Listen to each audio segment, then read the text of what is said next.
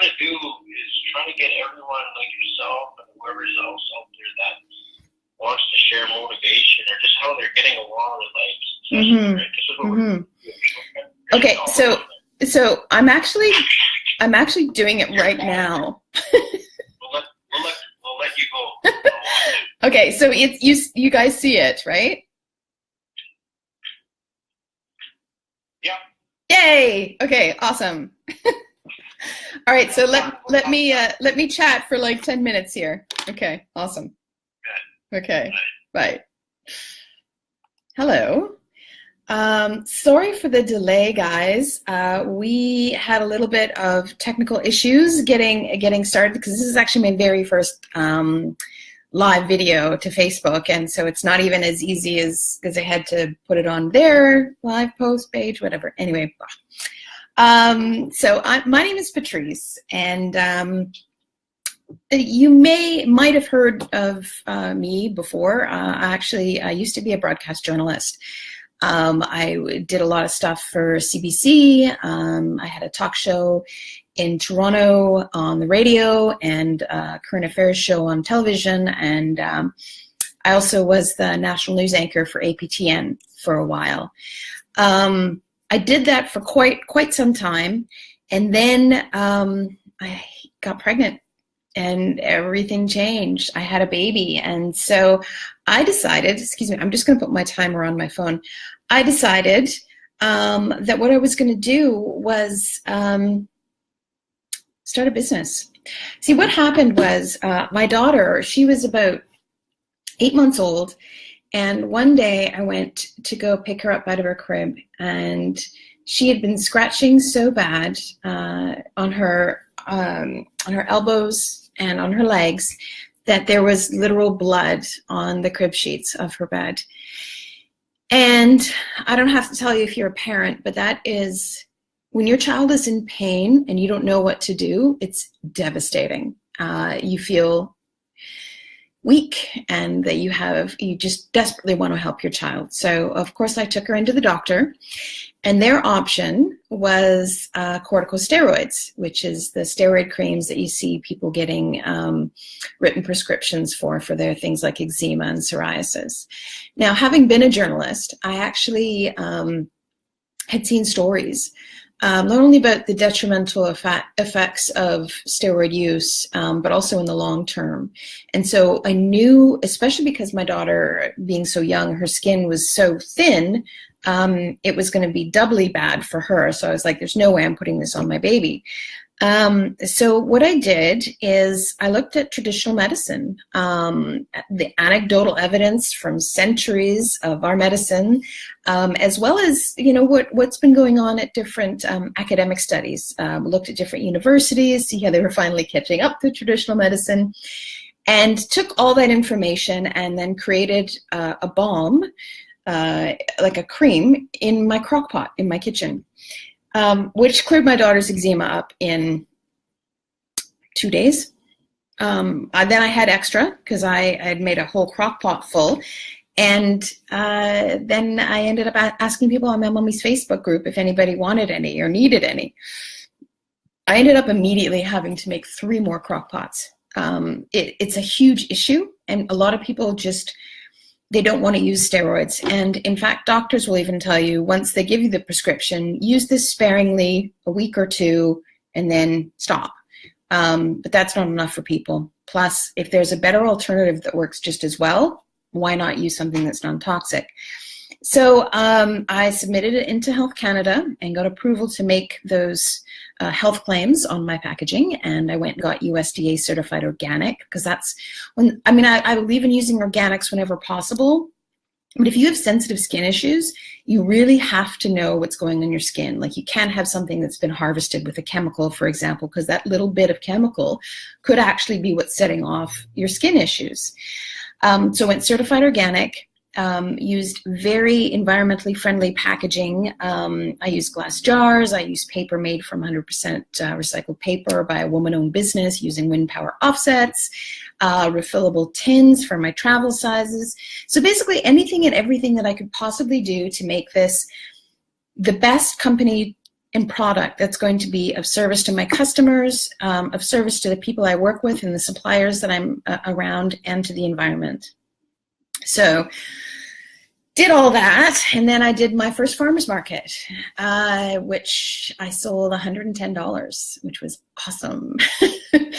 And then we got our first store, which was a kids store, although this product is not just for kids, it's for everyone.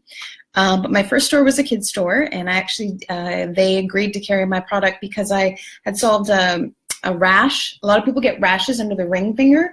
Anyway, I was able to clear that up for the owner of the store, and she's decided to start carrying my product. So we went up to about 70 stores in the Lower Mainland in BC. And then Whole Foods got interested, and Canada's largest health food distributor, Purely Life, got interested. And I just didn't have the structure set up to actually be supplying potentially that many stores. So I had to say no at first. Well, not no, but more of give me a little bit of time. Then I set up the infrastructure to make that happen. And then we went from 70 stores to 400 stores in 2 months, which was crazy growth. Now we're at about 600 stores. One of the things also that I can tell you now is we've been working and talking with Shoppers Drug Mart and Rexall, and they want to start carrying the product as well. And that will be on shelf with them in fall of 2018. Because it takes a lot of time and a lot of getting that whole set up and everything else. So we're really growing, like really fast, which is great. It sounds, there's a term in business called a unicorn, which is this sort of mythical business that grows almost without effort. And maybe on the outside, it kind of looks like that, but trust me, it's not easy to run your own business.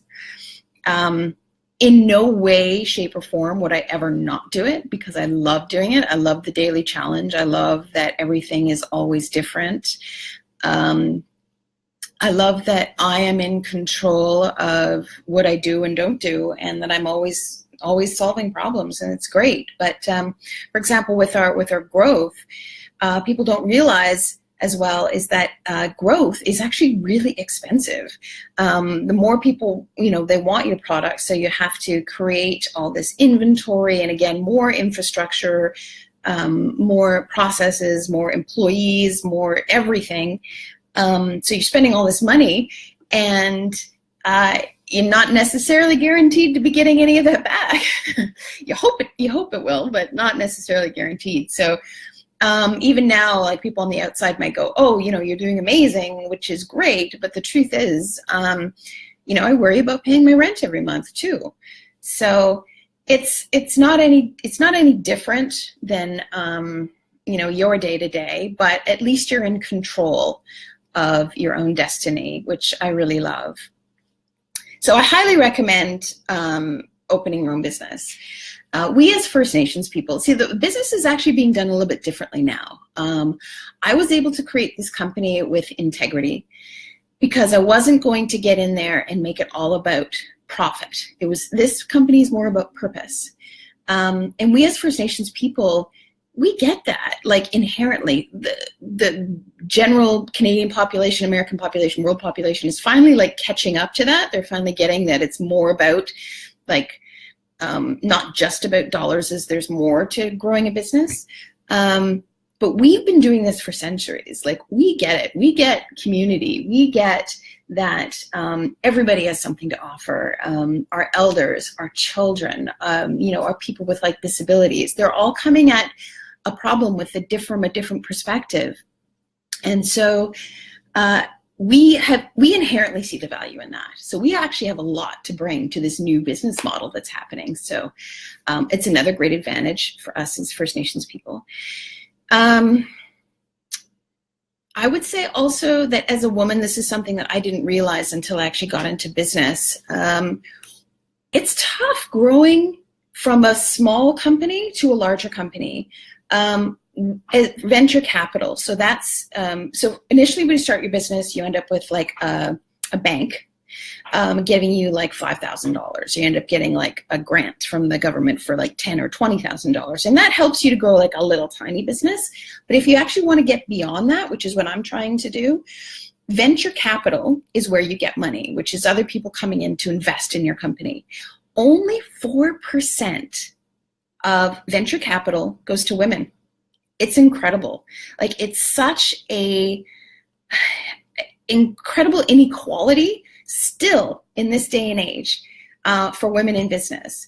So when we have these conversations together and we get together on, which I call like the brown information superhighway, which is Facebook, like, we need to be supporting each other and thinking about ways that we can make things happen together and support each other as a community. Because right now, people like venture capital, they just don't get it yet. They just don't understand that putting money into women in business is actually incredibly good for society as a whole.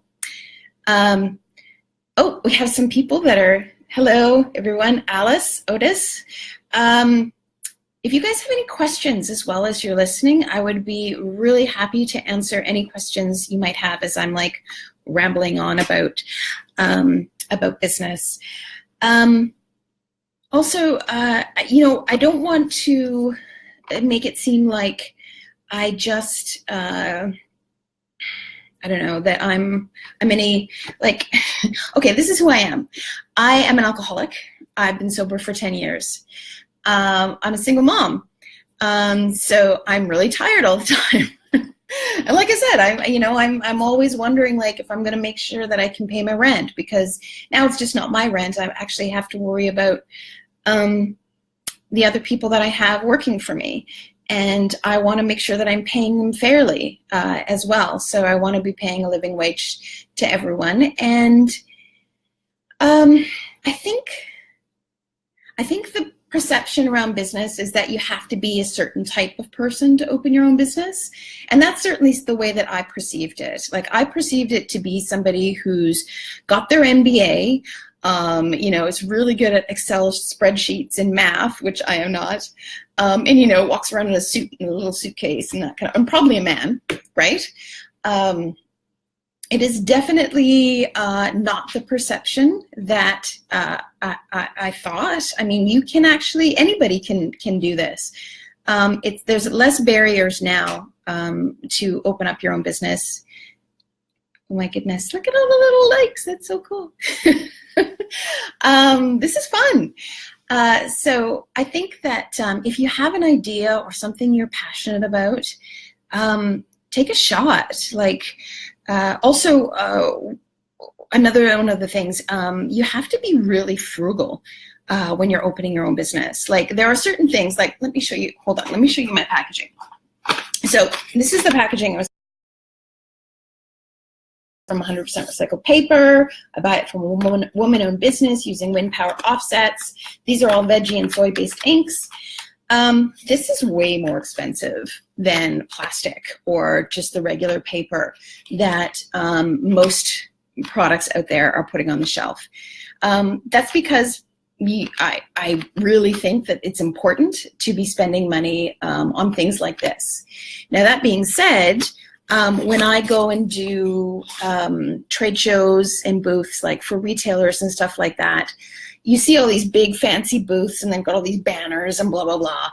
I got all my stuff from Value Village. I went and found like a tablecloth and things to put my ingredients in and like a little milk crate that I painted. Like, you find ways to be creative to make sure that your company is as lean and mean as possible, and then you spend money where you need to, like in packaging and like in paying your employees fairly.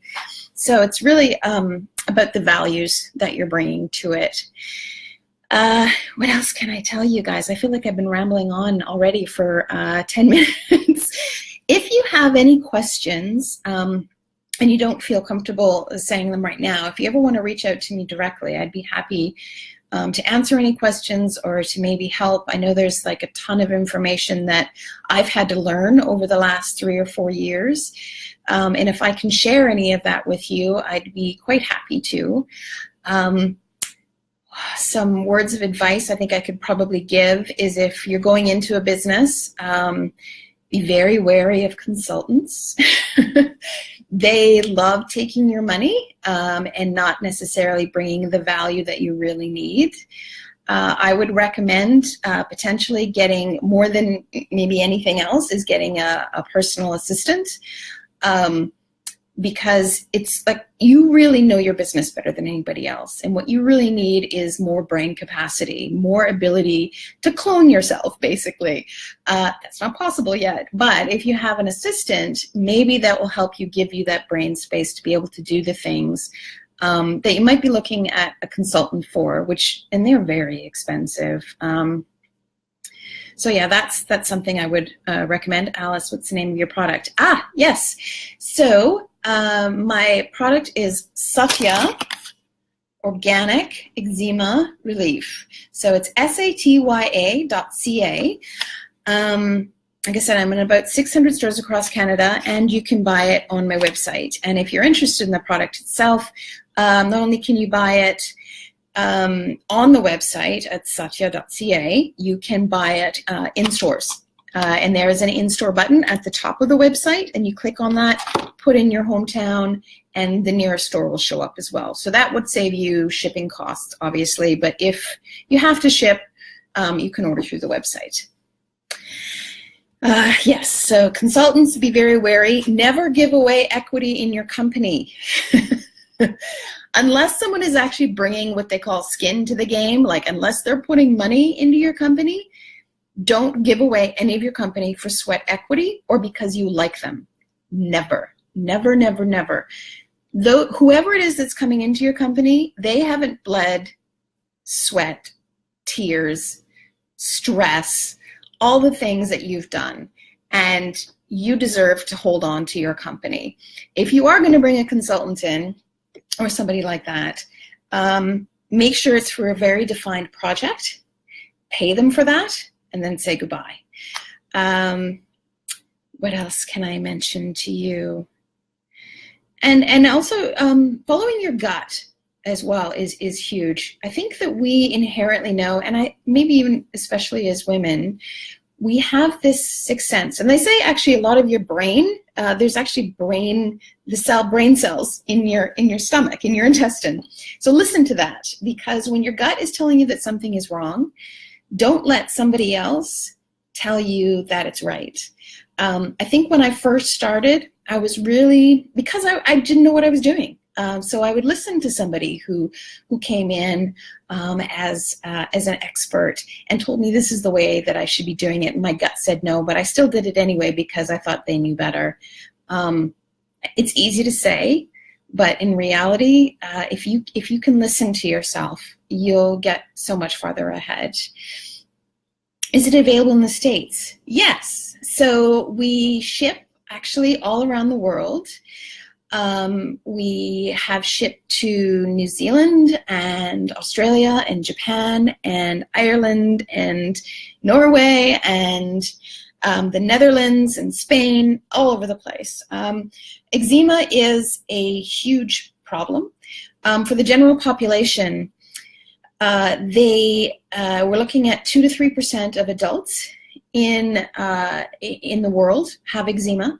And when you go to developing countries like Canada or England, for example, or Japan, the incidence is actually higher because we have a poorer diet. We eat a lot of foods that cause inflammation, which in turn causes eczema. But then when you moved into children, so kids under the age of 8, we're looking at about 20% of the world's population has actually suffered from eczema at one time or another. It's a big problem. Do you have any other products as well?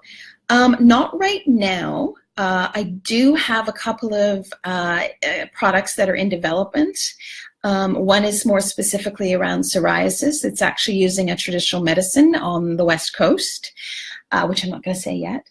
And another one is potentially an antibacterial that we can find something to replace polysporin, and a sports stick. So we do have a number of products that are coming, but as for the moment, we just have the jar and, where did I put it? My travel size.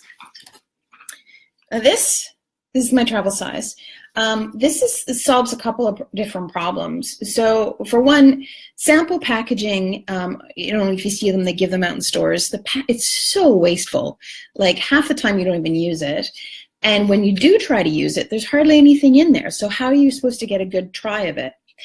So I thought about what is a way to get around that? What's another solution? So I created this. What this is, and actually this is mine, so you can see I've been using it already. It's 2 weeks worth. You can spot test it on your own skin to see how it works with your individual body chemistry. And then when this is empty and you fall in love with it and decide, okay, I'm going to go buy the jar, then you refill this and carry a little one around with you in your purse, or you take it to work or leave it in the car or whatever. So that was something that I thought that I would want as a consumer. And these retail for like $6, $7, so you can just pick them up by the handful. And they're usually at the counter where you go to stores to buy it, or I ship these anywhere in Canada for $2 as well. What advice do you have for a fashion designer trying to start a business? Whew. Gosh, you know, I would think that best bet around that is talk to a mentor, someone who you admire that's in the community, and ask them don't just say, oh, well, you know, I want to know how to start my business. Ask if you have a very specific question. Reach out to these guys, and we have some amazing like Indigenous designers here in Canada. Reach out to them with a very specific question, and chances are that they will get back to you and be able to help you. Mentors are huge, not just, you know, getting advice, but helping you to think about things in a different way, and also be really supportive. I have quite a few mentors who are also friends, and one of the very valuable things that they've been able to do is talk about failure with me. Everything, as I mentioned before, it's not always roses. Like there are times when you just like, oh my God, what am I doing? Like, who do I think I am to be doing this? And I can't believe that just happened. Is my company gonna crumble? Like, was this a bad idea? What am I gonna do? So I think it's really important to share that we all have insecurities and our failures constantly. So that's another great thing about mentors. So definitely I would say, Cheryl and Whitney, reach out to a mentor, someone that you really love. Alice, bought it last summer. Awesome. That's great. Love that. How long have you been working on this? Okay. So I started this when my daughter was 8 months old. I did my first crock pot. Then it was about a year later that I did my first farmer's market. That was in 2013. So I've been in business for about 4 years. Square One. Nice. Awesome. Okay, so there's Square One, Saskatchewan's Business Resource Center. I know sometimes it's really hard to access government programs. Sometimes the bureaucratic red tape and the applications and everything else can be a major pain. But if you can say, for example, Donna Lynn is reached out here and said, you know, we're here to help and our services are free, go and have a personal conversation with her and see, or someone else in your community, and see if they can actually help you. Because a lot of these guys, you know, that's why they're doing their job in the first place, is they want to help. I was very lucky. I met a woman named Donna at the Tullahout Aboriginal Capital Corporation here in BC. And she literally helped me get my first $5,000. And I was so overwhelmed with the business and trying to do, you know, all the tasks that are associated with growing the business. I almost didn't even have the brain capacity to fill out the application. And so she helped me. She walked me through it. She, you know, figured out ways to make it as easy as possible. So these guys are there. And I know it's tough because you're really busy, but give yourself a half an hour and go and make a friend, because these guys, that's what they're there for. And there are good opportunities to be had at some of these organizations. Okay, do you know what organizations out there give grants to First Nations business entrepreneurs? Okay, so the way that I understand it is the federal government used to be the ones holding on to the pot of money. Now they've divided it up by province, so you will have your own provincial capital corporation, like I was talking about the Telehout Aboriginal Capital Corporation here in BC. So there are different places in different provinces. I would suggest a Google search. Look for Indigenous entrepreneurship in your province, and then again, reach out to those offices and see if you can find somebody who will listen and be able to help you out. And if you get somebody who's not great, keep trying. You're welcome, Cheryl. Reaching out to the mentors is such an inspiration. Yes. Mentorship, it's so important. Being an entrepreneur can be incredibly lonely. I swear I didn't leave this house for the first 3 years of my company. You're in here all the time, working and being stressed and not getting enough sleep and worrying about money. When you're in the trenches in the first couple of years, it can be really tough. If you have the opportunity, like I said, to have a mentor or reach out to someone in the business development, or even just like sometimes you can find business communities in your community. So like they meet once a month and talk. I have a friend of mine who's also in business. We get together and have soup every month or two, and I swear to God, we just spend the whole time crying. It's hilarious, but I feel so much better afterwards because I know I'm not the only one who's feeling like crap sometimes. So I highly recommend that as well.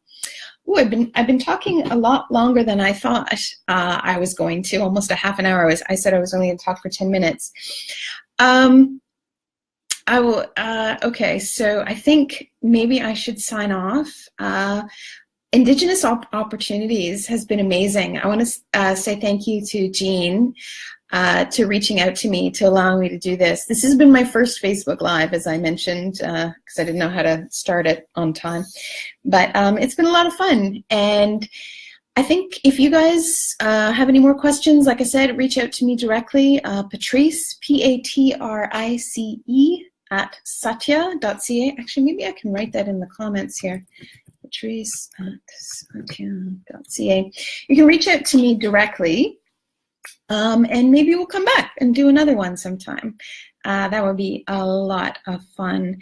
And thanks very much, guys. I really appreciate you hanging out with me today and making this such a good experience. So, see ya.